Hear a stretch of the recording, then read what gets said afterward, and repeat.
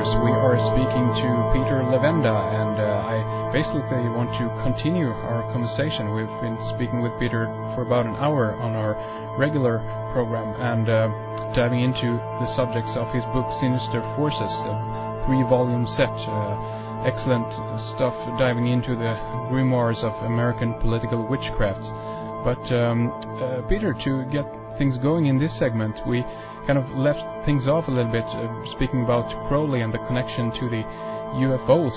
One thing that I've kind of been pondering about is regarding the fact that Crowley died in 1947, and this is kind of the same time that we had the Roswell crash in New Mexico. And have you kind of find in your work that there are kind of synchronicities, so to speak, in regards to the time or the timeline, if you will?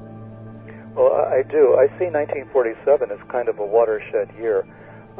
In that year, we had the first real UFO phenomenon in the 20th century. I mean, the creation of the term flying saucer was in 1947.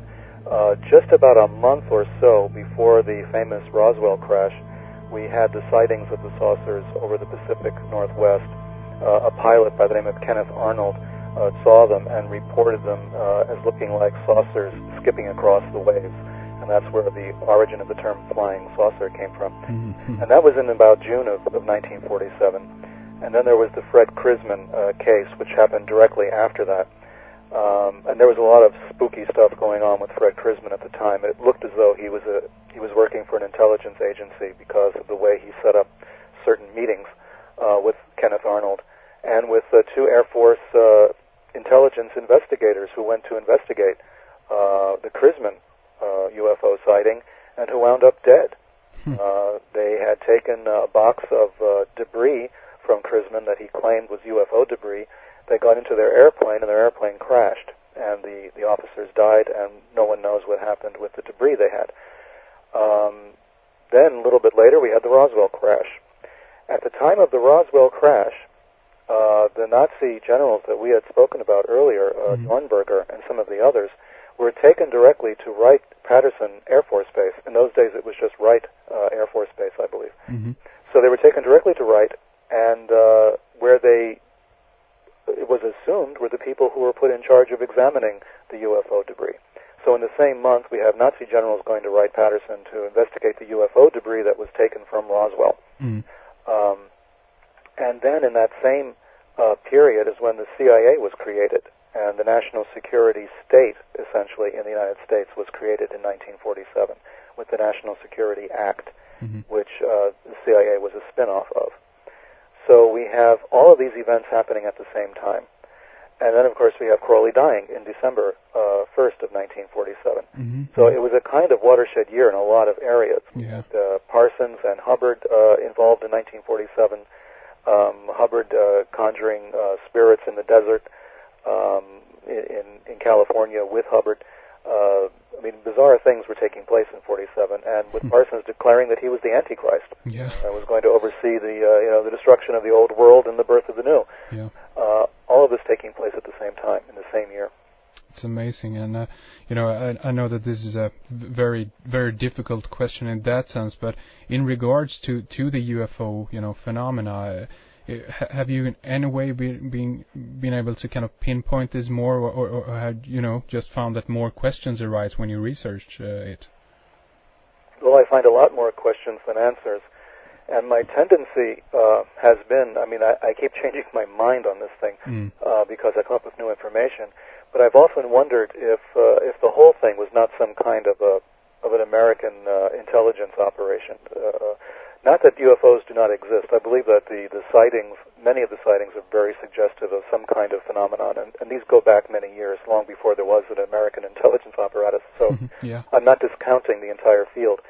But as far as the late 20th century experience, it seems to be ridden through with intelligence operatives, people with agendas of their own.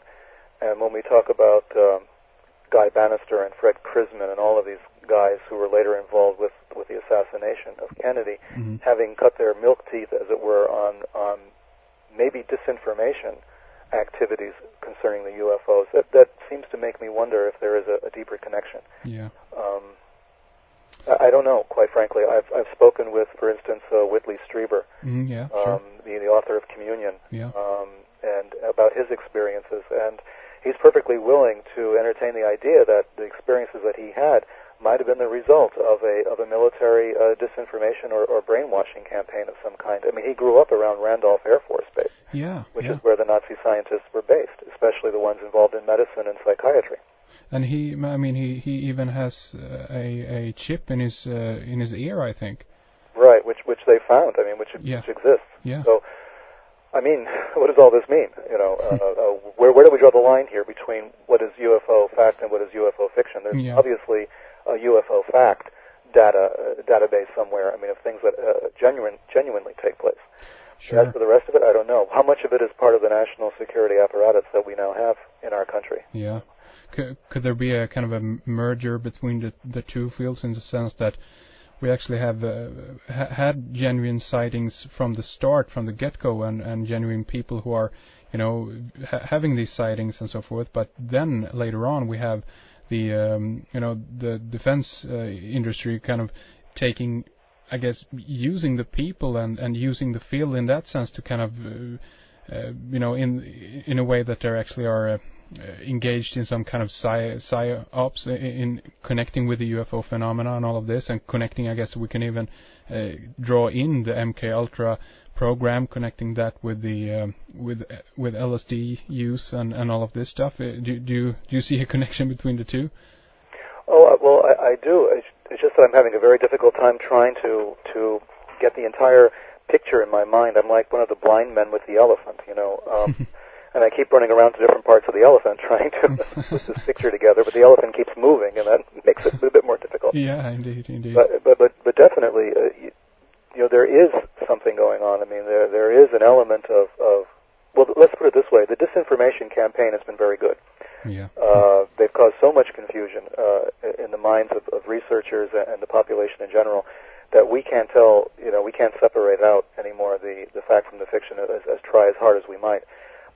Every time we think we know what's going on, we get thrown another curveball, which means, in my way of thinking, there's something definitely real taking place behind all of this. There was a definite UFO presence in America. Something definitely did happen, but there's been so much smoke that's been blown around since then that we're having a hard time seeing it. And I think that in itself is an indication of the seriousness of the UFO contacts we might have experienced in this country. Yeah. Indeed, another thing here regarding, I guess, if you want to use the term magic, I mean, in your work, have you discovered that this is something real that actually does work in the sense, or is there a difference between something we would call stage magic or, in quotes here, real magic? Well, absolutely. I mean, from my point of view, magic is a definite, is a reality. It is a technology. The way I approach magic is as a technology of consciousness. I think it's a technology that underlies organized religion. Organized religion couldn't have existed, in my mind, without magic. Magic was the forerunner of I think, all supernatural experiences, whether you want to call it magic or mysticism. I mean, there are two different paths. One is more mechanical, which is magic, and one is more devotional, you might say, which would be mysticism. But they're based on some of the same technology, to use that term. And I think for me it's a technology. And in our own country, we used remote viewing deliberately during the Cold War to identify locations of Russian submarines and things like that. So we had psychics actually in the employ of the military, but average people being trained by the military to become psychics, to locate foreign defense installations, to try to influence the minds of foreign leaders and that sort of thing. And that's been pretty well documented. We can't avoid it. We can't avoid the fact that supernatural means have been used in our country, and by not just in the United States, but in other countries around the world. The Soviet Union had thrown a lot of money behind psychic research as well. Yeah. So what we call magic, it's a loaded term, and it's one that if we continue to use it, we're going to be accused of being the kind of people who wear aluminum hats, So yeah. I would like to take it out of that realm if I could, and call it a kind of technology of consciousness. And I think that in that case, yes, it works. People like some of the famous physicists who've been investigating this kind of phenomenon that I talk about in Sinister Forces have made presentations to the Defense Department showing how quantum consciousness, for instance, could be used by the military. Andrija Puharic was making presentations. He was one of the original 9, and he was making presentations to the military as to how the paranormal could be used as a military weapon. So weaponizing consciousness is something we've been involved with at least since 1950, if not earlier. So our government believes in it to a certain extent. Our scientific community believes in it to a certain extent, perhaps to a deeper extent than we're aware of. And I think that humans around the world should be aware of this and should defend themselves against it by studying it themselves, because this is a field which the government knows just about as little or as much as the rest of us. I mean, they're still pretty much in an experimental stage with this. So I think that we can make a contribution to our own defense by learning what these guys are up to and how they're doing it. Sure, yeah. If we were to, I guess, look at the top of the pyramid, so to speak, at the, I guess, people who build and run nations and so forth, do you think that at the top there is a common goal, or are we having a world where we, still have, very powerful but fighting nonetheless branches of where we are to kind of go in regards to where the world is headed, so to speak? Well, that's a good question, and it's a difficult one to answer. Yeah. I have a tendency to believe that the leaders of our world, our political leaders, are themselves not necessarily the ones who are calling the shots where this is concerned. I have a tendency to believe, since they're so replaceable, whether through assassination or through voting or through any other means, that these are not the stable figures who are the ones that we should be afraid of. Although they make decisions that ultimately affect us all, and sometimes in very negative ways, I still don't think they're the ones who are really the ones ultimately in power. I think we should look at a documentary that Bill Moyers did during the Iran-Contra affair about 20 years ago. And he called it the secret government. And here's a guy who is not that gullible or credulous. Here's a person who worked in government, who worked at the White House, and then turned to investigating, you might say, the paranormal and religion. He was the person who, of course, who interviewed Joseph Campbell at length. Here's the same guy back in during Iran-Contra who it appears to be privately produced an expose of a secret government in the United States. So he believed there was a secret behind it. He believed there was a secret force operating in our country at the time of Iran-Contra, at least. And then he started to research it further back. So I think we have to pay attention to these guys. I think Bill Moyers was onto something, and some of our dearest conspiracy theorists are as well. I think we should just pay more attention. Yeah, indeed.